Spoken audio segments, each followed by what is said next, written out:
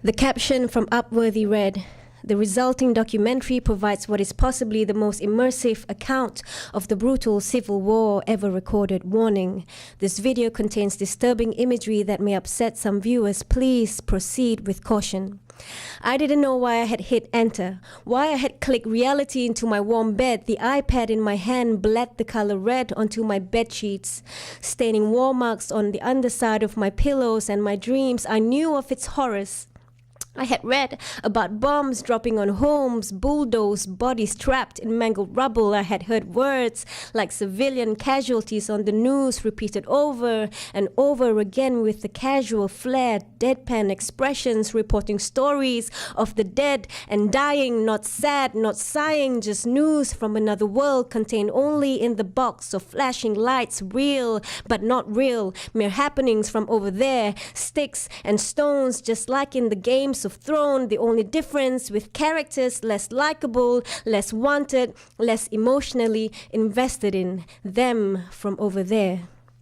But right here in my warm bed, I kept watching. The marker indicated 15 minutes of real-time footage. I'm not sure I'm ready to witness, but I kept watching. One finger on the exit button and I kept watching. My ego screaming, minimize, press escape, escape, stop watching. You may not be able to erase these images from your mind and reconstruct the bubble of everyday living, but I kept watching.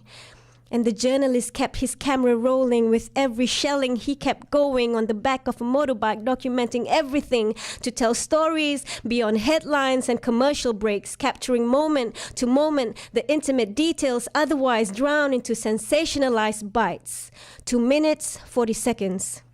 A mother's bloodied face emerging from cloud of dirt to toddlers dangling from her limbs like vines. 3 minutes, 2 seconds. A woman casually pushes a pram with bombs exploding behind her. 4 minutes. Another explosion, another choice to go back or go forth, but his camera kept rolling. 5 minutes, 40 seconds. A youth, not more than 12, screaming anguish into a pile of rubble which was his living room just moments ago, screaming for help, for strength, for will, for his grandparents trapped under concrete. And still 6 minutes. He's still wailing, still screaming, men digging rubble with bare hands, and a sadness so profound I struggle to imagine the strength it takes to muster the energy to save lives already so broken. 6 minutes, 14 seconds. A man slaps the youth across his face, annoyed at his crying, unstoppable wailing, reminding him only of justice failing. 7 minutes. A mother organizing her young son and 2 teenage daughters getting ready to flee their homes. The boy whines about his shoes that don't match. The girls argue about who gets to pack whose books, with tears falling down their faces. I kept watching, and with every second, the human stories witnessed cracked my humanity, crumbled apathy, and they became more than headlines. Televised over billions of flashing boxes across the planet, they had idiosyncrasies, a funny gait. They had grandparents and favorite books. We watched in horrors 12 Years a Slave, cried tears for Patsy. In the collective days, we let Hollywood profit from past traumas and pain bodies, but who cries for the children in Syria, in Palestine? Right now, everything is as it should be, they say. Now apathy disguised as spirituality. Sit on your mat and meditate to heal the outside. You only have to work on the inside. So was the yogi's mandate, but break your own spell. We are one. They need our voices. To heal the self is to heal others. What happens to one of us happens to all of us. What's happening outside of us is also happening to us. We overindulge in self and self-healing, avoid those things we prefer not seeing. We got our own problems. But if we looked, really looked, just under that pain lies that feeling, that kind of grieving that gives birth to our true humanity. So we can never support another soldier from any side, from any nation, for any action that may harm the innocent. And the fear-stricken say, it must be done. It must be done. But I challenge them to ask to be drafted to the front line, to spend just 15 minutes watching children with mismatching shoes and favorite books make sense of war. Who did what to whom, when, and when did it all start?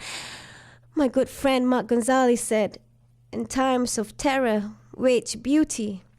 15 minutes was all it took for the raging to smear my bed sheets, the waging of the human heart. Behind the pain lies the beauty, so just look, look, look. I want to write you a love poem, but how do I not sound corny or cliched? It's hard, but I want to find a new way to say to you that I love you. Like for you, I will circle the earth many times over. I'll find words in native languages like Walpuri, like Mapenzi in Swahili. I will swim through the Zambezi. I'll travel miles down the River Nile. I'll sit with the Bedouins in their camps and learn the word for fire in their dialect, so I may write love songs about my burning for you. And then I'm gonna string these words around my neck and wear it like an amulet from the Shipibo tribes. With copal wafting through the air, I will let tribal elders inscribe symbols onto my skin that speaks of this palpable, tangible, intangible kind of love. And then I want to go all out and wear this love around my waist, like the way you creep from behind and put your arms around me when I'm washing the dishes, and we be swaying and saying out loud our dreams and our wishes.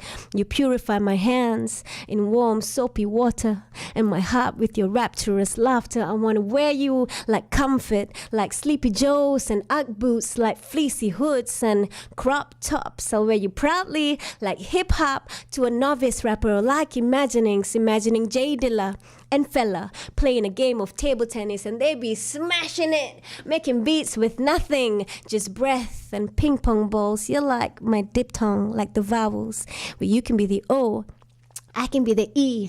We'll drop the L and V and watch this shit go viral. I want to wear you like the most comfortable flannel-X PJs. Then hold you up with pride like a rare vinyl to a DJ. Then I want to dance to your rhythm. Hand clap, feet tap to the rhythm of you and hear you in all the sounds and all the silences. I want to wear your heart on my sleeve so you can see how I weave through life with you on my left and on my right like badges of honor. I'll wear you proudly throughout all the seasons, because for me, baby, you'll never go out of style.